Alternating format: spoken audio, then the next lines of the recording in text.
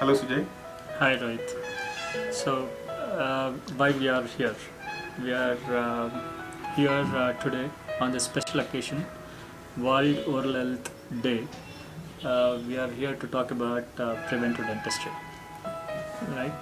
So, talking about preventive dentistry, I'll ask you a couple of common questions which we will come across during a patient interaction.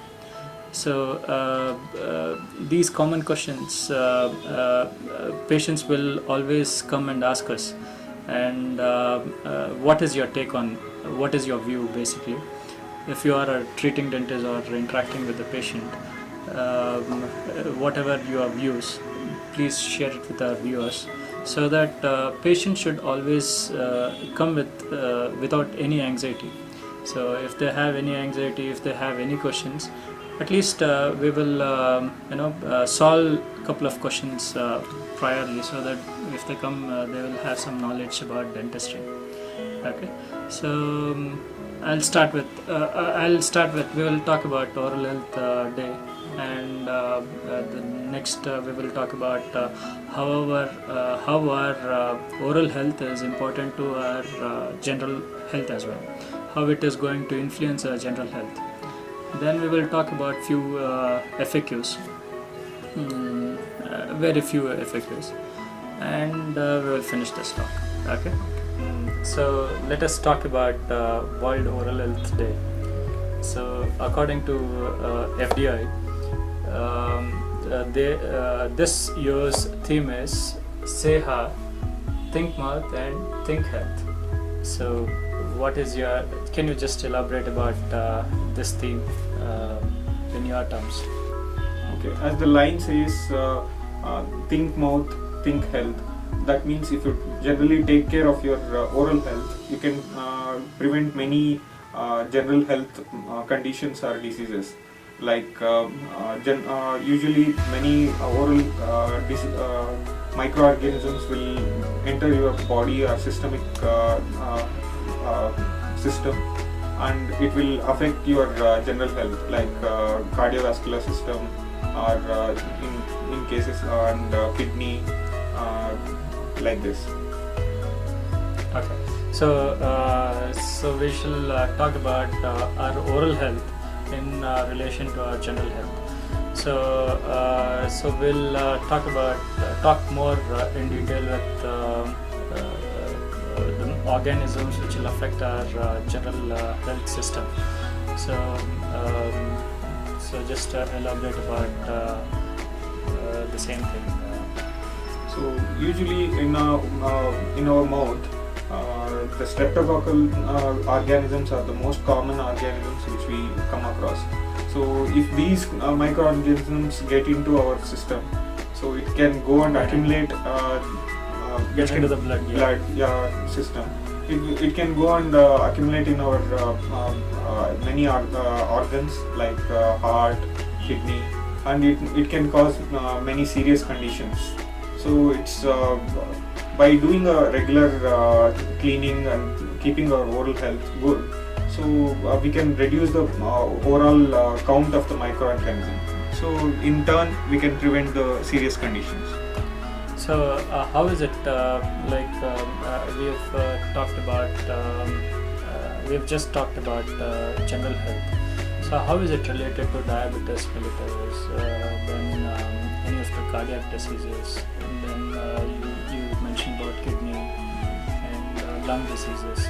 So how is it basically going to improve the general condition? Because our patients come with all these are chronic conditions.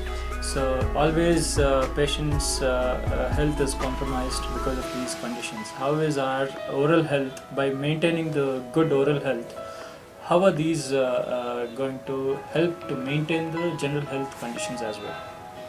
Yeah, when the patient is coming to us with many systemic condition, usually if any serious condition is there, it shows many minor signs and symptoms which we can identify and tell them that this might be a signs of any serious So you disease. mean to say any undiagnosed Conditions we conditions can which is easily underlying identify by checking out on intraoral signs. conditions. Okay. And then we can identify the diabetes mellitus basically. So in these that is very high in rate. Most commonly we see across India diabetes mellitus, which is affecting our general health. So whenever you see people with a diabetes condition, if it is in an uncontrolled condition, usually you will have a very bad gum health, and also bone loss will be more. So multiple abscess or pus collection we can see. So by seeing those conditions, we can tell the patient that there might be a issue with your diabetic control. Okay. So which we can actually say these patients about their underlying systemic conditions. So that's a good thing. And then how are we going to? We didn't talk about how to maintain these oral conditions, which is related to underlying diseases. So just by getting checked or just by doing anything. Regular checkup, and also there should not be any deposits in and around your teeth, which will cause more organisms to accumulate inside your gums. So regular checkup what about and the cleaning. bleeding gums? Yeah, regular cleaning of your teeth is very much important. So by doing a cleaning, you will remove all the deposits, and also it will reduce the number of organisms inside your mouth. And by doing this, we Will reduce the infection also. which will help in reducing the bacterial count, which will go into the blood supply. So let's talk about oral cancer, which is according to a census, 95% of the world population is getting affected by oral cancer because of use of smoking and non-smoking use of tobaccos. So how our patients can look into their oral health, or how would it help them to get diagnosed for oral cancer by their regular visits? Can you just elaborate and talk about it? Yeah, nowadays oral cancer is a very common disease or condition we come across. So patients usually with severe habits who are taking tobacco in any form, maybe smoking or non-smoking, they will come with regular problems. They won't be knowing there is a underlying condition like this. So by doing a regular checkup, we can identify those changes which is happening inside your mouth, and we can alarm the patient that there is a problem occurring there. So we can tell the patient to discontinue the habit, and doing the necessary diagnostic procedures, the biopsy, or if it is in a very initial stages, we can ask the patient to stop the habit, or if it is a very small lesion, we can just remove the lesion, and we can prevent it further progressing. So I would add one or two sentences here. So even patients can also self-diagnose their condition if they see any white patches or any red patches, which is or any common ulcer, which has become non-healing. If an ulcer stays more than 4 weeks to 8 weeks, if it is not healing at all, then it is we should ask our patients to come down and then get a checkup done, and then so that by doing this we can prevent the progression of the oral cancer to a larger extent. Usually oral cancer will never be symptomatic, and patients won't even know until it becomes a huge non-healing ulcer. So if they see any small white patch, which is a precancerous lesion, they should always visit a dentist. Let's move on to common FAQs, which is asked by our patients. So talking about a very general question like when to change the toothbrush? Okay. Toothbrush, usually we advise all the patient to change once in 2 to 3 months. But it depends. Few patients will have a habit of applying too much pressure and brushing, so it might get damaged faster. So if you observe your toothbrush bristles are getting flayed out, then it's ideal to change your brush. Okay. So which toothbrush to use? Which toothbrush to choose? So usually these are the questions. Yeah. Toothbrush depends on your gum health and your tooth condition. So usually on a general basis you can say medium to soft brush will be good for brushing. But always once you should consult your dentist and take advice on this, so that doctor can check your gum condition, gum health, whether you have a soft gum or receded gums, or your tooth are having a abrasion or erosion. So depending on the condition, dentist will be in a better position to advise you a good brush. So coming to our next question, which toothpaste is recommended basically? Yeah, it's a most common question usually patients ask on our regular routine. There are many types of toothpaste available in the market: medicated, non-medicated, fluoridated, non-fluoridated. So we can't generalize which toothpaste you should use. Depends on the condition. Like people who have high caries occurrence, those patients it's better to use a fluoridated toothpaste. And in people with gum recession or gum height which is reduced, patient will have high sensitivity for cold and heat. So we'll advise those patients to go for a desensitizing paste.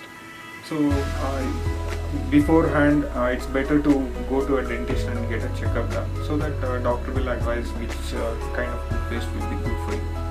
And other than that, you have many medicated toothpaste which have herbal toothpaste, example, will have a high particle size, which is generally not advisable, because of the high particle size you will have high abrasion of your tooth surface. The thickness. Yeah, thickness of your particles will be more, and your tooth will get abraded faster. So that is why this tooth powder was discontinued. Yeah, exactly. So that is why the in paste tooth powder is. also your particle size was very high, so your tooth will abrade faster. Okay. And what about these? A couple of patients come to us telling I use these neem sticks to brush my teeth, and that is more natural and all those things. They come with. What do you take? What do you want to suggest about it? Neem sticks earlier people, our ancestors used to use, but nowadays we have a better technology and better things available. Research has been done on that, and which will help to clean our tooth surfaces, all the tooth surfaces, in a better way than compared to your though it is antibacterial in nature. Yeah, many time you will go on injuring your gums if you are using neem sticks, so it's not advisable. So coming to our next question again, how often a patient should visit our dentist basically? We generally advise patients to take a regular consultation or a regular visit once in 6 months, like a regular checkup and also a routine cleaning procedure, that is a scaling. And diagnostic X-rays, so that we can diagnose any initial stages of diseases or condition. So other than regular 6 months visit, if you feel any any conditions like bleeding gums, swollen gums, or burning inside in the mouth, or swollen any area of the mouth which is paining, or maybe a bad odor, if you feel any of these conditions or any symptoms like this, then you can go and visit a dentist as soon as possible. Okay, in our clinic we perform evidence-based dentistry. What is your view on this? Can you just brief about it? Yeah, evidence-based dentistry is using our evidence or diagnostic aids in order to do the diagnosis. Basically, what we do in our clinic, I would try to elaborate on that.